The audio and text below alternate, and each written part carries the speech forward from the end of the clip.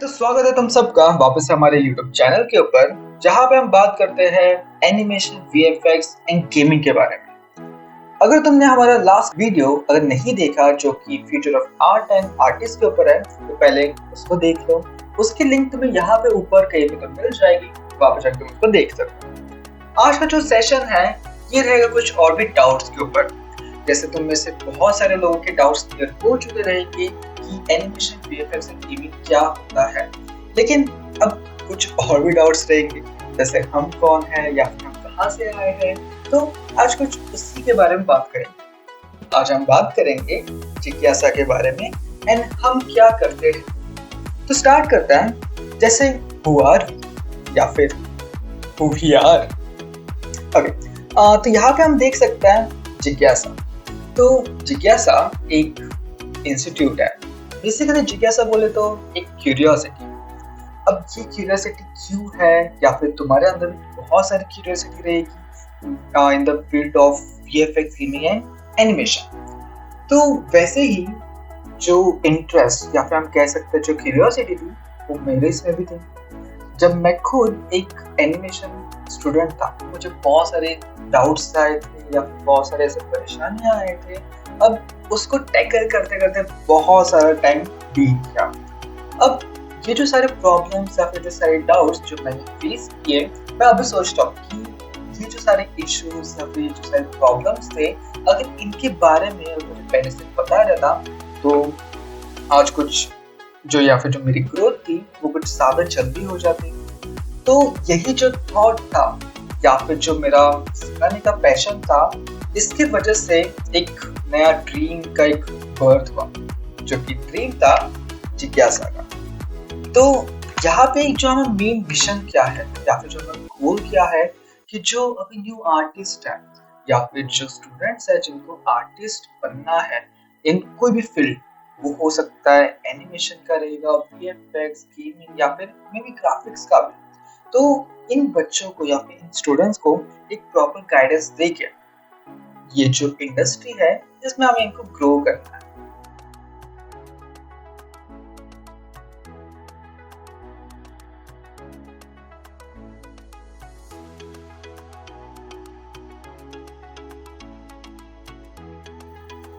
जो हमारा main dream है या फिर जो हमारा मेन मिशन है, इसमें हमें क्या करना है, जो स्टूडेंट्स एक्चुअल में कुछ करना चाहते हैं इन दिस फील्ड, उनको हमें एक जंप स्टार्ट देनी है, जिसकी वजह से अगर उनको इस करियर में या फिर इस फील्ड में उतरने के लिए ऑलमोस्ट अराउंड 3 इयर्स लग रही है, तो उसको हमें कट डाउन करके अराउंड मैक्सिमम 1 ईयर में उनको जॉब के लिए रेडी करके एक सॉलिड जॉब दिलवानी है।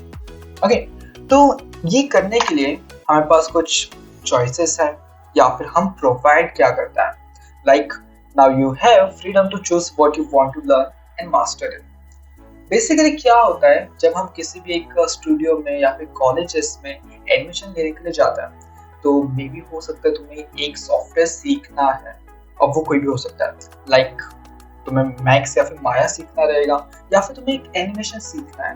तो उसके लिए तुम कहोगे कि मुझे एनिमेशन के लिए माया सीखना है, लेकिन हो सकता है कि एनिमेशन सीखने के लिए वो माया के साथ कोई और भी एक सॉफ्टवेयर तुम्हें बोले कि ये वाला कर लो, तो इसमें ज़्यादा बेनिफिट हो जाएगा। अब उससे होता क्या है, जो एनिमेशन का डिपार्टमेंट है वो सीखने के लिए तुम्हें हो सकता है लगेगा कुछ अराउंड 2-3 या फिर 6 मंथ, लेकिन ये जो पूरा सॉफ्टवेयर है वो सीखने के लिए या फिर सीखते सीखते तुम्हें कुछ ऑलमोस्ट 1-1.5 साल आराम से निकल जाएगा। ओके, यहाँ पे इन जिज्ञासा हमारे पास यहाँ पे हर एक सॉफ्टवेयर के लिए या फिर तुम कह सकते हो हर एक डिपार्टमेंट के लिए, अब वो कोई भी हो सकता है, वो स्केचिंग रहेगा, graphics, video editing, animation, VFX, game development या फिर डिजिटल गेम आर्ट। अब एक नया सवाल, एक नया डाउट कि डिजिटल गेम आर्ट है क्या। अब ये कंपटीशन है, इन शॉर्ट या फिर इन नटशेल, ये एक ओलंपिक्स जैसा एक कंपटीशन है जो कि इस फील्ड के स्टूडेंट्स के लिए रहता है। अब इस बारे में भी एक न्यू वीडियो आएगी, तब तक के लिए वेट कीजिए। अब यहाँ पे हमारे पास स्पेशलाइजेशन कोर्स कौन कौन सा है, लाइक मॉडलिंग के लिए एक अलग कोर्स है, टेक्सचरिंग के लिए अलग कोर्स रहेगा, lighting, rendering, rigging, animation, rotopaint, compositing, हुडी इफेक्ट्स एंड बहुत कुछ, जिसके बारे में हम धीरे धीरे हौले हौले देखेंगे। ओके, अब यहाँ पे हम देख सकते हैं कि ये कोर्सेज है कौन से। अपने पास बहुत सारे एपिक कोर्सेज हैं, लाइक यहाँ पे हम देख सकते हैं ग्राफिक्स, एनिमेशन एंड वीएफएक्स। आज का जो वीडियो रहेगा इसमें हम देखते हैं एनिमेशन या फिर जो भी प्रोडक्शन पाइपलाइन जो हमने पहले देखी थी उसको हम और भी ज्यादा एक्सपांड करके देखते हैं और भी डेप्थ में जाके देखता है। यहाँ पे हम देख सकते हैं जो फर्स्ट डिपार्टमेंट था वो है हमारा मॉडलिंग का। इसके अंदर हम देख सकते हैं जो ये तुम्हारा ऑब्जेक्ट है। ओके, अब इसको तुम आइडेंटिफाई कर सकते हो। ये तुम्हारा एक कंपास है। इस कंपास में हम देख सकते हैं कि ये जो मॉडल या फिर जो मॉडलिंग की प्रोसेस रहती है इसमें या फिर इस मॉडल को क्रिएट करने के लिए हमारे पास एक पहले लगता है एक रेफरेंस इमेज, जो कि एक 2D आर्टिस्ट या फिर एक कंसेप्ट आर्टिस्ट डिजाइन करता है कि वो टॉप व्यू से कैसे नजर आएगा, फ्रंट, साइड, बैक, बॉटम, जितने भी व्यूज रहेंगे, 3/4 व्यू। इन व्यूज में उसका शेप, साइज और उसके बाद उसका प्रोपोर्शंस कैसे रहेंगे, इन सारी चीजों को पहले क्रिएट किया जाता है, फिर ड्रॉ किया जाता है। एंड अब उसी इमेज को या फिर हम कह सकते हैं जो रेफरेंस इमेज है इसको मुझे क्रिएट करना है 3D, जो तुम्हारा इसको हमें क्रिएट करना है 3D एनवायरनमेंट में, जिसके बाद जो तुम्हारा ऑब्जेक्ट है कुछ इस तरीके से नजर आएगा। अब जो ये वाला मोड है इसको हम कहते हैं शेडेड मोड एंड इसको हम कहेंगे wire frame mode. Basically wire frame या फिर जो एक ऑब्जेक्ट होता है वो वर्टाइसेस या फिर फेसेस का यूज करके क्रिएट करता है। जितने ज्यादा ये वायर फ्रेम रहेंगे उतना ही ज्यादा तुम्हारे ऑब्जेक्ट के ऊपर डिटेल्स रहेंगे, जिसको हम कहते हैं लो पॉली या फिर हाई पॉली मैश। ओके, अब आगे देखते हैं यहाँ पर कि टेक्सचरिंग क्या होती है।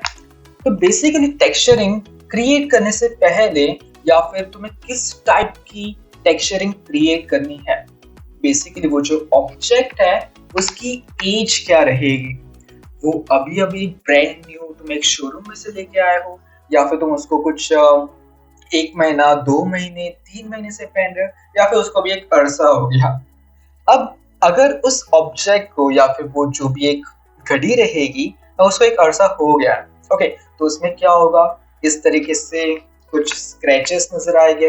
हो सकता है जो उसका टॉप वाला सेक्शन है या फिर जो रीजन एक सरफेस के साथ इंटरैक्ट होता है वो वाला पोर्शन फेड आउट हो जाएगा, तो उसके बहुत सारे स्क्रैचेस नजर आएंगे या फिर जो उसके हिंजेस वाले पार्ट रहेंगे वहाँ पे धूल, मिट्टी या फिर हो सकता है कुछ रस्ट भी तुम्हें देखने को मिल जाए। तो ये जो सारे चीजें हैं यहाँ पे हम देख सकते, ग्लास वाला रीजन है ये क्लीन नहीं है, यहाँ पे भी स्क्रैचेस है, यहाँ पे फिंगरप्रिंट्स हम देख सकते हैं। तो बेसिकली ये जो सारी चीजें हैं इसको हम कहते हैं सरफेस इम्परफेक्शन। अब ये जो सरफेस इम्परफेक्शंस होते हैं इसकी हमें आदत रहती है रियल वर्ल्ड में देखने के लिए। अब अगर तुम एक 3D एनवायरनमेंट में एक ऑब्जेक्ट क्रिएट करते हो जिसके ऊपर सरफेस इम्परफेक्शन है ही नहीं, तो वो ऑब्जेक्ट तुम्हें फेक नजर आता है। या फिर जैसे मैं हमेशा कहता हूँ कि एक 3D ऑब्जेक्ट को रियलिस्टिक दिखाने के लिए उसके ऊपर एक सरफेस इम्परफेक्शन होना जरूरी होता है, या फिर जब हम एक 3D वर्ल्ड में सरफेस इम्परफेक्शन क्रिएट करते हैं तब जाके वो ऑब्जेक्ट परफेक्ट बनता है। ओके, आसान चीज है। यहाँ पे हम देख सकते हैं हमारे पास कुछ इमेजेस हैं। बेसिकली यहाँ पे हम देख सकते हैं एक शेडर या फिर जो तुम्हारा फाइनल आउटपुट क्रिएट करने के लिए उसके कुछ 3 स्टेजेस रहते हैं। लाइक वो जो ऑब्जेक्ट है वो बना किससे है, वो मेटेलिक है, नॉन मेटेलिक है या फिर वुड का बना हुआ है, तो वो हो गया उसका बेस मटेरियल। अब इसके ऊपर हो सकता है उसकी एक फर्स्ट लेयर होगी या फिर फर्स्ट कोटिंग रहेगी। अब इसके बाद उसके ऊपर जो भी सरफेस इम्परफेक्शंस क्या रहेंगे, वो हो सकता है उसके ऊपर कलर निकल गया या फिर हो सकता है उसके ऊपर स्क्रैचेस रहेंगे, धूल मिट्टी एंड ऑल। ओके, जैसे यहाँ पे हम देख सकते हैं वो जो 3 स्टेजेस है तुम इसमें देख सकता हूँ। जो इसका बेस मटेरियल है वो रहेगा मेटेलिक, जो कि सिल्वर कलर में यहाँ पे हम देख सकते हैं। अब जो सेकंड कोटिंग या फिर जो टेक्सचर है वो रहेगा ये गोल्डन कलर का, एंड इसके ऊपर जो भी सरफेस इम्परफेक्शंस है वो रहेंगे ये फिंगरप्रिंट्स। ओके, अब इन्हीं सारी चीजों को जब हम रियल वर्ल्ड, मतलब जो भी ये सरफेस इम्परफेक्शन जो एक रियल वर्ल्ड में रहता है, इसको हम 3D वर्ल्ड में क्रिएट करेंगे, तब जाके वो बनते हैं परफेक्ट। यहाँ पे हम देख सकते हैं ये जो फर्स्ट ऑब्जेक्ट है, यहाँ पे ये जो तुम्हारा ग्लास वाला पार्ट है, इसको हम कहेंगे उसका बेस मटेरियल, या फिर एक हम कह सकते हैं एक shaded mode.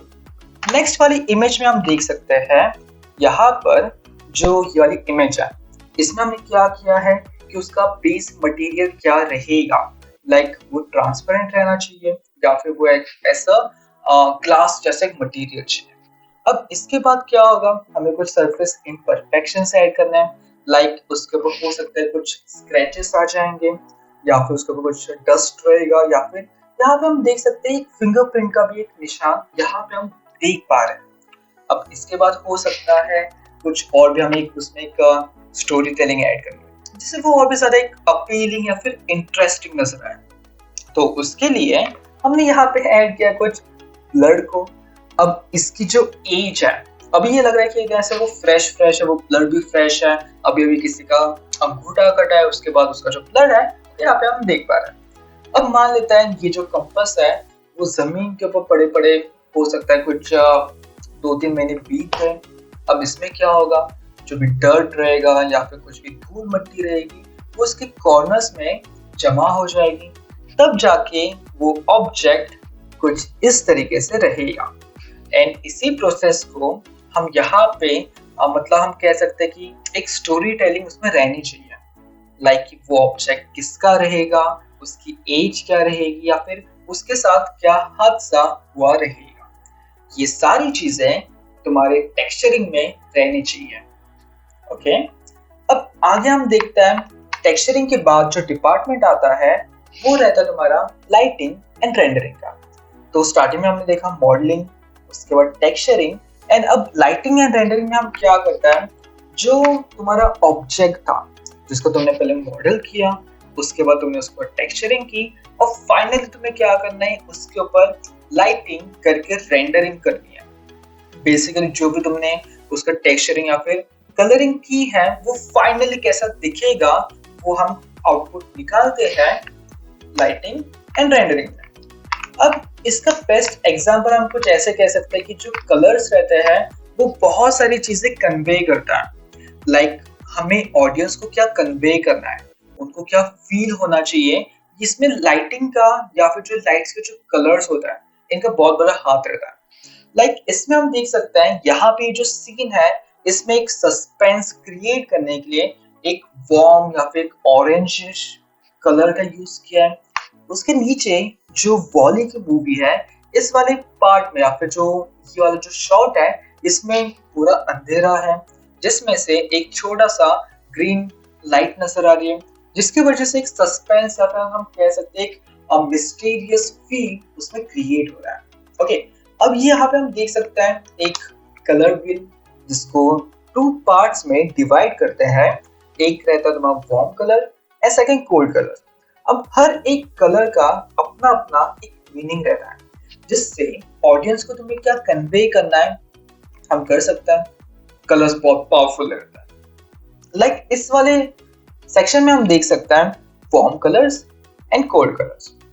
In warm colours का यूज करके तुम जो शॉट या फिर जो सीन है उसको हम या तो रोमांटिक बना सकते हैं या फिर एक जॉयफुल वे में, या फिर इस तरह से उनका जो मूड है उसको हम हैप्पी बना सकते हैं।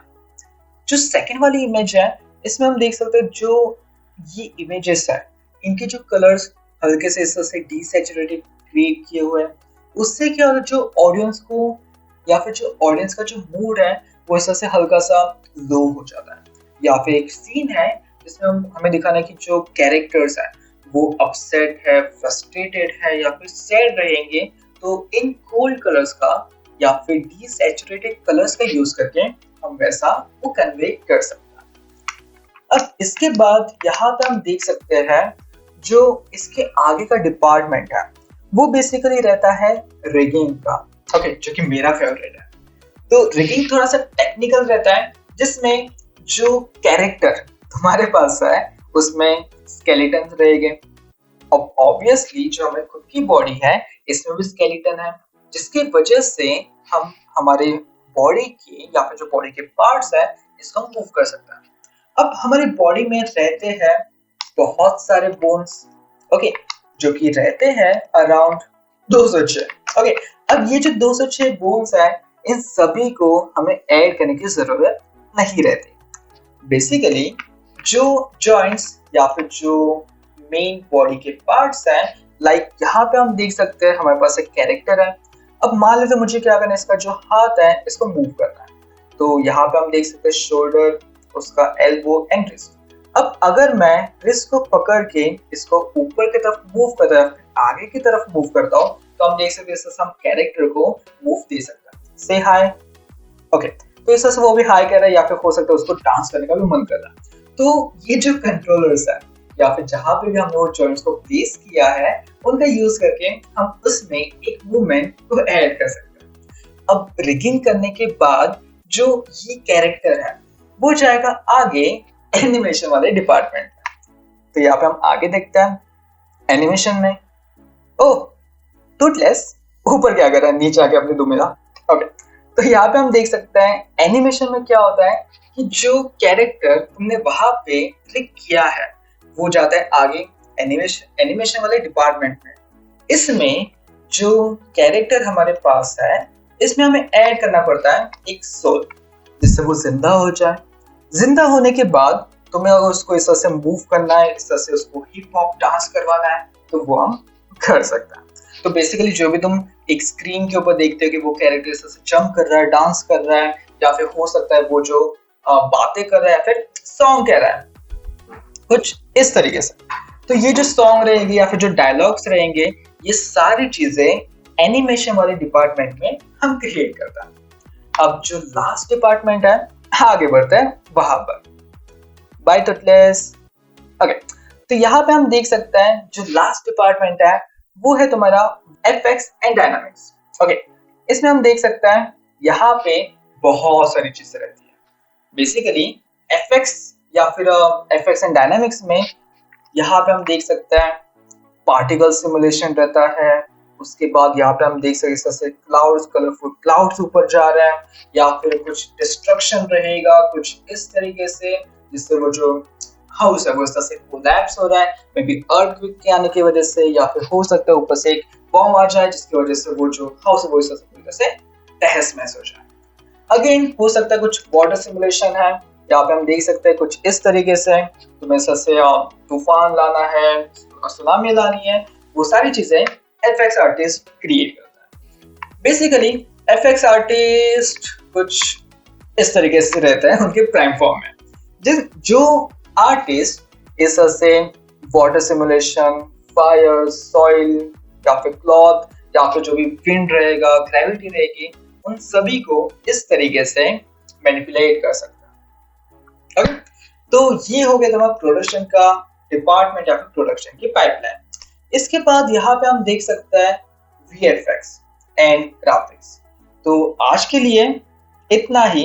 इसके अगले सेशन में हम इन दोनों डिपार्टमेंट को कवर करेंगे, जिसमें हम जानेंगे कि वीएफएक्स की पाइपलाइन कैसी रहती है, उसके अंदर कौन कौन से डिपार्टमेंट रहते हैं, या फिर उसकी प्रोसेस क्या रहेगी डेप्थ में। तो आज के लिए इतना ही। इसके आगे हम देखेंगे अपने अगले सेशन में। मेरा नाम है प्रशांत और मैं रहूंगा तुम्हारा गाइड इस सफर में। चलो, बाय बाय।